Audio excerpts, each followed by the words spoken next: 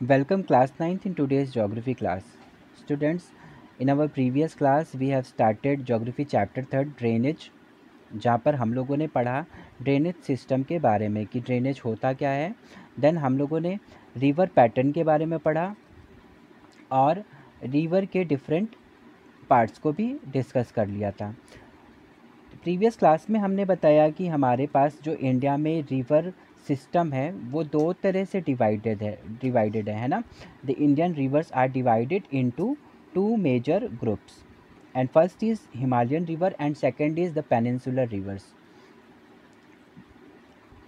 In our today's class we will discuss about the Himalayan rivers. हम लोगों ने जो डिस्कस किया था इससे पहले, तो हम लोगों ने दोनों तरह के रिवर्स के बारे में डिस्कस किया और उसको हम लोगों ने कंपेयर करके भी देख लिया था। तो आज हम केवल हिमालयन रिवर के बारे में पढ़ेंगे, जहाँ पर थ्री मेन रिवर्स हैं, the Indus, the Ganga and the Brahmaputra. And in our next class we will discuss the peninsular rivers. Okay, so let's start today's class.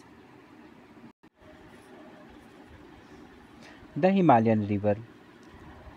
हमारे पास जो मेन हिमालयन रिवर्स हैं वो हैं the Indus, the Ganga and the Brahmaputra. हर तरह के जो रिवर्स होते हैं वो बहुत दूरी की जर्नी को ट्रैवल करते हैं और डिफरेंट टाइप्स से बहुत सारी दूसरी हेल्पिंग रिवर्स के साथ ज्वाइन भी करती हैं। बहुत सारी रिवर्स होते हैं जो हमारे मेन रिवर के साथ ज्वाइन करती हैं और ट्रिब्यूटरीज क्रिएट करती हैं, है ना। और a river along side it's tributary may be called a river system. कोई भी रिवर अपनी जो हेल्पिंग रिवर्स होती है या जो रिवर्स उनके साथ ट्रिब्यूटरीज क्रिएट कर रही हैं, ट्रिब्यूटरीज फॉर्म कर रही हैं, उनके साथ मिलकर जिस भी सिस्टम के थ्रू पूरा अपना ट्रैवल कंप्लीट करते हैं, इसको हम उस रिवर का रिवर सिस्टम कहते हैं। The Indus river system. पहले हम इंडस रिवर सिस्टम के बारे में पढ़ेंगे। हमारा जो इंडस रिवर है वो तिब्बत से राइज़ करता है नियर लेक मानसरोवर एंड वहाँ से फिर फ्लो करते हुए वेस्ट साइड की तरफ बढ़ता है।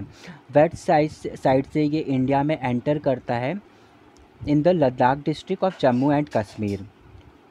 ये बहुत ही अच्छा सीन क्रिएट करता है और जो जॉर्जिस के थ्रू ये होते हुए अपना रास्ता बनाते हुए आगे बढ़ता हुआ दिखाई देता है। हमारे जो रिवर इंडस है वो बहुत सारे दूसरे हेल्पिंग रिवर्स के साथ ट्रिब्यूटरीज भी फॉर्म करती हैं, जैसे the Zaskar, the Nubra, the Shyok and Hunza. ये जो रिवर्स हैं कश्मीर रीजन में, कश्मीर क्षेत्र की रिवर्स हैं कुछ, ये ज्वाइन करती हैं हमारे इंडस रिवर को और ट्रिब्यूटरीज क्रिएट करती हैं। इंडस रिवर फ्लो करते हुए बाल्टिस्तान और गिलगिट से होते हुए माउंटेन के पास जो एटॉक में है माउंटेन्स, वहाँ तक जाती हैं। इनके अलावा सतलज, बीज, रावी, चिनाब और झेलम, ये रिवर्स भी हमारे इंडस रिवर को ज्वाइन करती हैं मिथनकोट नाम के एक प्लेस पे जो कि पाकिस्तान में है। इनके अलावा हमारा जो इंडस रिवर है ये फ़्लो करता हुआ साउथ वर्ड तक जाता है और बाद में ये अरेबियन सी में जाकर, जो कि हमारे कराची में ईस्ट साइड पर है, वहाँ पर जाकर मिल जाता है ना। और जो हमारा इंडस प्लेन है, जिस जगह से ये इंडस रिवर हमारी जाती है, वो बहुत ही जेंटल स्लॉप्स हैं वहाँ पर। हमारी जो टोटल लेंथ है हमारे इंडस रिवर की वो है 2900 किलोमीटर्स की और Indus river is one of the longest river. इसके अलावा हमारी जो इंडस रिवर जो कि इतना ज़्यादा लेंथ होती है, इतनी ज़्यादा लंबाई है इसकी, इसका थर्ड पार्ट से भी ज़्यादा का पार्ट जो है वो हमारे इंडिया में जम्मू कश्मीर, हिमाचल प्रदेश और पंजाब में ही कवर हो जाता है और बाकी का जो इसका पार्ट बचता है वो पाकिस्तान में जाकर मिलता हुआ दिखाई देता है ना। मतलब उसके जो भी लेंथ का एक बड़ा पार्ट होता है वो पाकिस्तान में मिलेगा, बाकी हमारे पास थर्ड पार्ट से भी ज़्यादा का पार्ट हमारे इंडिया में ही इंडस रिवर का मिल जाता है, ठीक है। इसके बाद जो हमारा सेकंड रिवर सिस्टम है वो है द गंगा रिवर सिस्टम। हमारा जो गंगा रिवर होती है उसका जो हेड वाटर एरिया है, मतलब जहाँ से उसका वाटर की शुरुआत होती है, ओरिजिनेटिंग पॉइंट है, वो पॉइंट जो है वो भागीरथी कहलाती है ना। और ये ग्लेशियर से ही मेल्ट होके बनती है। हम लोगों ने पढ़ा ही हुआ है कि माउंट जितने भी हमारे हिमालयन रिवर्स है वो ग्लेशियर्स के मेल्ट होने से ही बने हैं। तो यहाँ पर जो ग्लेशियर मेल्ट हो रहे हैं, जो हमारे गंगा रिवर को क्रिएट करते हैं, वो हैं गंगोत्री ग्लेशियर्स, है ना, जो ज्वाइन होता है देवप्रयाग के अलकनंदा के साथ, जो कि हमारे उत्तराखंड में है ना। और हमारा जो गंगा रिवर है वो यहाँ से गंगोत्री ग्लेशियर से होते हुए वहाँ से ओरिजिनेट होने के बाद जब फ्लो करते हुए आगे बढ़ती है, तो जब ये हरिद्वार के पास आती है तो ये यहाँ से वो चेंज हो जाती है, माउंटेन्स से प्लेन्स में एंटर कर देती है। क्लियर। और हमारी जो गंगा रिवर है जब ये फ़्लो करते हुए आगे बढ़ती है तो बहुत सारी ट्रिब्यूटरीज़ यहाँ पर भी इसको मिलते हैं।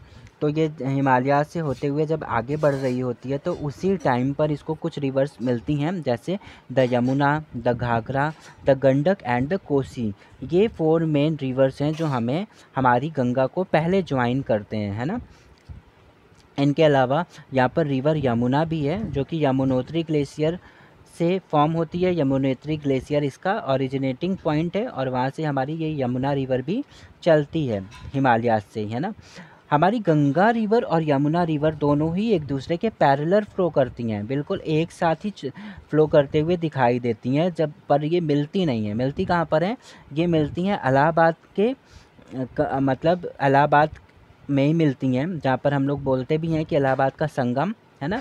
इस प्लेस पर इलाहाबाद में आकर गंगा और यमुना रिवर दोनों ही एक साथ मिलती हैं और यहाँ पर संगम या फिर ट्रिब्यूटरी क्रिएट करती हैं, ट्रिब्यूटरी फॉर्म करती हैं, है ना। इससे पहले तक ये दोनों ही एक दूसरे के पैरेलल ही फ्लो करती हुई दिखाई देती हैं।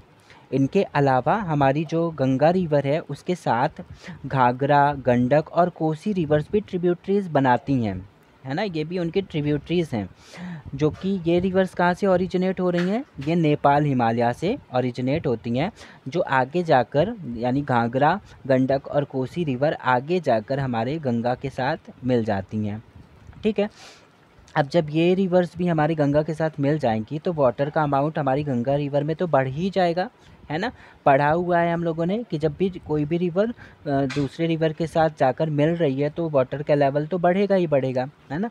और ये उन पार्ट्स में जहाँ पर ये मिल रही हैं, है ना, हमारे नॉर्दर्न पार्ट्स में, क्योंकि वही डाउन एरिया है, उसी एरिया में सभी रिवर्स फ्लो करते हुए आगे बढ़ रही हैं। तो इस रिवर में आकर जब ये 3-4 रिवर्स भी हमारे गंगा को ज्वाइन करती हैं तो यहाँ वाटर का अमाउंट बहुत ज़्यादा हो जाता है और ये पार्ट्स जो है हमारा नॉर्दर्न प्लेन का ये फ्लडेड हो जाता है ना, बाढ़ वाला पार्ट हो जाता है। ठीक है। जिसके वजह से क्या हुआ कि वो जो अच्छे एलिमेंट्स थे जो हमारे हिमालय से ड्रेन आउट करा के हमारी रिवर्स लेकर आई थी, वो यहाँ पर इकट्ठा हो जाते हैं और हमारा नॉर्दर्न प्लेन क्या हो जाता है? बहुत ही ज़्यादा फर्टाइल वाला हो जाता है, जिसकी वजह से यहाँ पर अच्छे क्वालिटी की सॉइल एग्रीकल्चरल यूज़ के लिए हमारे लिए अवेलेबल हो जाती है। ठीक है। कई बार क्या होता है कि जब बहुत ज़्यादा रेनफॉल हो रही है या बहुत ज़्यादा अमाउंट में स्नोज ग्लेशियर्स मेल्ट हो रहे हैं तो उस टाइम पर वाटर का अमाउंट बहुत ज़्यादा हो जाने की वजह से वाइड स्प्रेड डैमेज भी हो जाता है ना। बहुत ज़्यादा प्रॉपर्टी, बहुत ज़्यादा लोगों की लाइफ वो भी डैमेज हो जाती है, ख़राब हो जाती है इन हेल्पिंग रिवर्स की वजह से। गंगा की जो हमारी ये हेल्पिंग रिवर्स हैं। ठीक है। इसके बाद कुछ हमारे पेनिनसुलर रिवर्स भी हैं जो कि गंगा को ज्वाइन करते हैं और उसके साथ ट्रिब्यूटरीज बनते हैं। ठीक है। तो वो कौन कौन से रिवर्स हैं? जैसे चंबल, बेतवा और सोन रिवर, ये भी हमारे गंगा को ज्वाइन करते हैं, है ना। और ये किस पार्ट से होकर आ रहे हैं? ये हमारे पेनिनसुलर रिवर्स होते हैं ना। तो ये मेन रिवर्स के नाम हमें याद रखने हैं कि कौन कौन से पेनिनसुलर रिवर्स हैं जो हमारी गंगा के साथ ट्रिब्यूटरीज बना रहे हैं, है ना। तो ये मेन रिवर्स हमारे कौन से हैं? The Chambal, the Betwa and the Son. अब इतने सारे रिवर्स के ज्वाइन कर लेने की वजह से गंगा के वाटर का अमाउंट बहुत ज़्यादा हो जाता है, जिससे वो क्या करती है, वो फ्लो करना शुरू कर देती है ईस्ट वर्ड, है ना, हमारे ईस्ट डायरेक्शन की तरफ, जहाँ पर वो वेस्ट बंगाल के फरक्का नाम के प्लेस तक पहुँचती है ना। और जो हमारा नॉर्दर्न मोस्ट पॉइंट है हमारे गंगा का, उसको गंगा डेल्टा भी कहा जाता है। ठीक है। इस जगह पर आते आते जब हमारी रिवर और आगे फ्लो कर रही है तो ये भागीरथी हुगली नाम से डिस्ट्रीब्यूटरी कर देती है, यानी इसका वाटर जो है वो डिस्ट्रीब्यूट हो जाता है, दो पार्ट्स में डिवाइड हो जा रहा है। एक हमारी मेन रिवर का पॉइंट और दूसरा हमारे जो उसकी डिस्ट्रीब्यूटरी क्रिएट हो रही है जिसको भागीरथी हुगली भी कहा जाता है, जो कि साउथवर्ड चली जाती है बे ऑफ बंगाल के डेल्टाइक प्लेन्स में, ठीक है। इसके अलावा हमारा जो मेन स्ट्रीम था गंगा का वो फ्लो करते हुए साउथवर्ड जाता है बांग्लादेश में से होते हुए ये ब्रह्मपुत्र को भी ज्वाइन करती है ना। और ये वाला जो एरिया होता है जहाँ पर ये ब्रह्मपुत्र को ज्वाइन कर रही है और ये थोड़ा सा डाउन स्ट्रीम एरिया होता है, यहाँ पर गंगा को लोकली नेम जो है, लोकल नेम है गंगा का, वो मेघना नाम से जाना जाता है, ठीक है। तो अब ये हमारी जो रिवर गंगा है वो बहुत फ्लो के साथ बह रही है और बे ऑफ बंगाल में जाकर वहाँ पर इसकी जर्नी कंप्लीट हो जाती है, ठीक है। और यहाँ पर आते आते हमारी जो गंगा रिवर है वो बहुत सारे डेल्टास फॉर्म करती है। यहाँ पर बहुत ही ज़्यादा ब्यूटीफुल डेल्टा फॉर्म होते हैं और इन डेल्टास को सुंदरबन डेल्टा के नाम से भी जाना जाता है ना। तो ये चीज़ें थी हमारे गंगा रिवर सिस्टम के बारे में। अब बात कर लेते हैं गंगा के लेंथ की।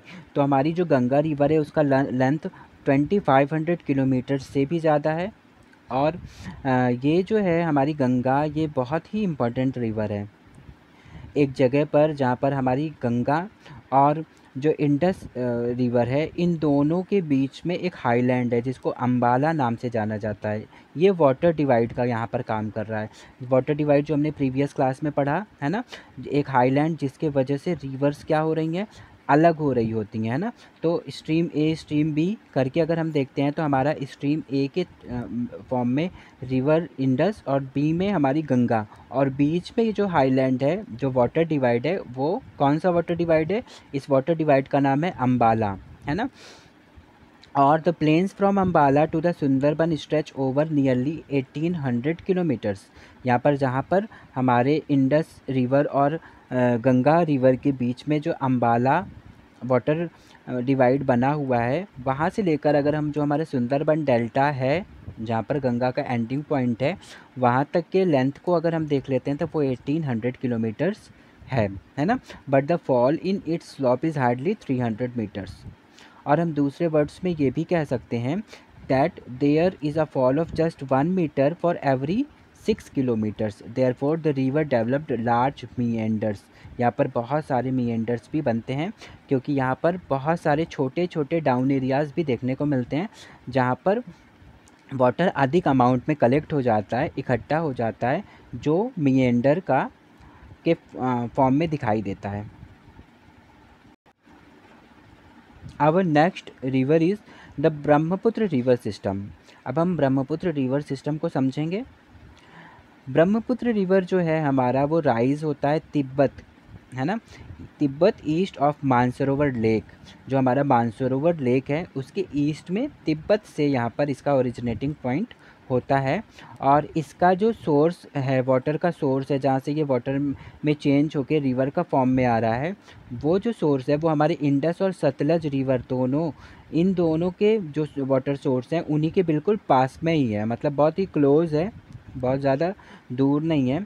हमारा जो ब्रह्मपुत्र रिवर है वो मतलब लॉन्गर है, इंडिया से इंडस रिवर से भी ज़्यादा लंबा है और बहुत ज़्यादा दूरी को वो ट्रैवल करता है ना। ज़्यादातर जो हमारे ब्रह्मपुत्र रिवर के पार्ट्स हैं, यानी ब्रह्मपुत्र रिवर जो है हमारा वो आउटसाइड इंडिया ही है, ठीक है। इसका एक लार्ज पार्ट जो है वो इंडिया के बाहर ही देखने को मिलता है, देन फिर इसका कुछ पार्ट इंडिया में दिखाई देता है। नमाचा बरवा नाम के एक प्लेस से एंटर करते हुए ये यू टर्न ले लेता है हमारा ब्रह्मपुत्र रिवर, और यहाँ से यू टर्न लेकर वो इंडिया में एंटर करता है ना, इन Arunachal Pradesh through a George. एक रास्ता बनाते हुए अरुणाचल प्रदेश से होते हुए यू टर्न लेता हुआ नामचा बरवा के पास से ब्रह्मपुत्र रिवर हमारे इंडिया में आ जाता है ना। और यहाँ पर इसको दिहांग नाम से जाना जाता है, दिहांग नाम से जाना जाता है। आगे जाके जो मेन ट्रिब्यूटरीज़ हैं हमारी ब्रह्मपुत्र रिवर के वो हैं दिबांग और लोहित, है ना। और ये जो है वो ट्रिब्यूटरीज फॉर्म करती हैं कहाँ पर, असम में, ठीक है।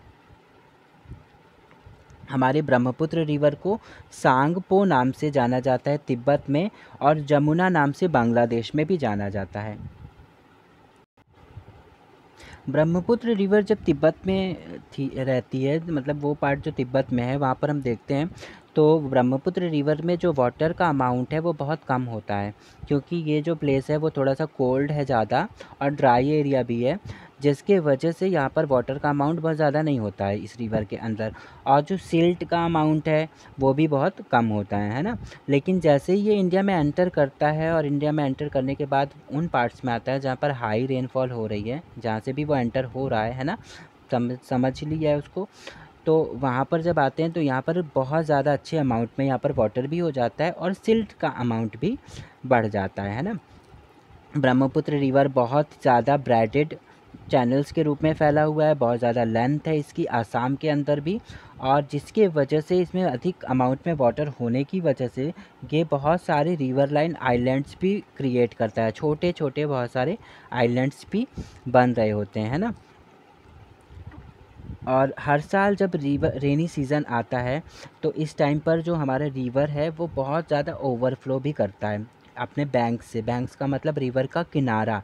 तो जहाँ से भी हमारे रिवर का किनारा है, जो भी लैंड बाउंड्री है हमारी इस रिवर के साथ जो लैंड बाउंड्री शेयर हो रही है, उसको वो ओवरफ्लो हो जाती है और लार्ज पार्ट तक फ्लडेड हो जाता है, बाढ़ आ जाती है, जिसके वजह से वाइड स्प्रेड डिवास्टेशन भी हो जाता है, बहुत ज़्यादा नुकसान हो जाता है लाइफ और प्रॉपर्टी का भी।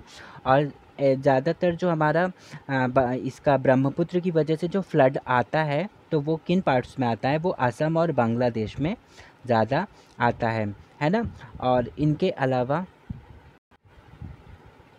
अगर हम बात करते हैं कि जो डिपॉज़िट्स जो भी हमारे रिवर्स अपने साथ ड्रेन आउट करा के आते हैं, है ना, तो उसकी बात करते हैं तो जो दूसरे हमारे नॉर्थ इंडियन रिवर्स हैं, जो भी दूसरे रिवर्स हैं, उनसे ज़्यादा अमाउंट में हमारा ब्रह्मपुत्र ह्यूज अमाउंट में डिपॉज़िट्स सिल्ट जैसी चीज़ों को लेकर आता है ना, जिसके वजह से जो हमारी रिवर का मतलब रिवर बेड है, यानी उसका जो लास्ट सरफेस है उसका मतलब रिवर के नदी के अंदर का जो समतल एरिया है ना, वो उसी को हम लोग रिवर बेड कहते हैं, वो बहुत ज़्यादा अच्छे अमाउंट में सिल्ट को कैरी करता है, ठीक है। यानी यहाँ पर बहुत ज़्यादा अमाउंट में सिल्ट देखने को मिलता है।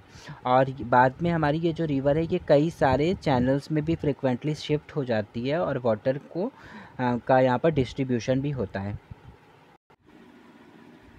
Clear students?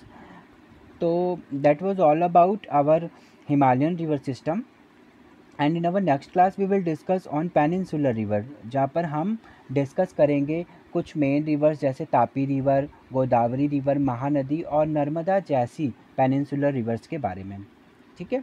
In homework you have to frame 10 very short answer type questions with answers and send it in your Google Classroom timely. Okay, so now we will meet in our next class. Till then, take care and have a nice day.